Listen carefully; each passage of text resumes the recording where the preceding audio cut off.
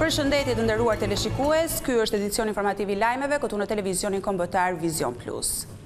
Një aksident tragjik u mori jetën 2 motrave në rrugën Delvin Sarand mbrëmjen e të dielës. Mjeti me të cilin ato po udhëtonin u përplas nga një tjetër makinë që drejtohej nga një 23 vjeçar. Ky i fundit bëri parakalim të gabuar, ndërsa pas testit të alkoolit rezultoi se ishte në gjendje të dehur.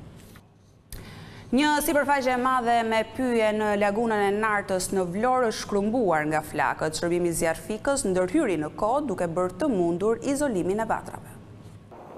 Kolegji zgjedhor vendosi të dërgojnë në parlament Ana Dajkon si deputete të nismës Shqipëria bëhet. Pretendimet Adriatik Lapajt se mandati duhet i kalon të Kleana Xhuvelit janë hedhur poshtë. Kjo ishte çështja e fundit e shqyrtuar nga kolegji lidhur me zgjedhjet dhe tashmë pritet të vulloset rezultati përfundimtar i garës së 11 majit.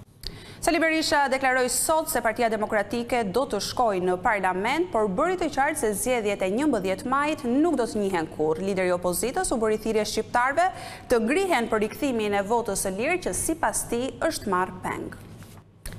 236.000 nxënës të arsimit 9 vjeçar në të gjithë vendin do të përfitojnë tekstet falas. Shpërndarja e librave ka nisur sot pranë shkollave dhe procesi do të zgjasë deri në 7 shtator. Numri i shtetasve të huaj me leje qëndrimi në Shqipëri po shtohet nga viti në vit. Pjesa më e madhe e tyre vijnë nga Kosova, Italia dhe Turqia, por edhe nga lindja e largët. Ata zgjedhin të jetojnë e punojnë në vendin tonë, ndërkohë që të tjerët ndodhen këtu për arsye shkollimi.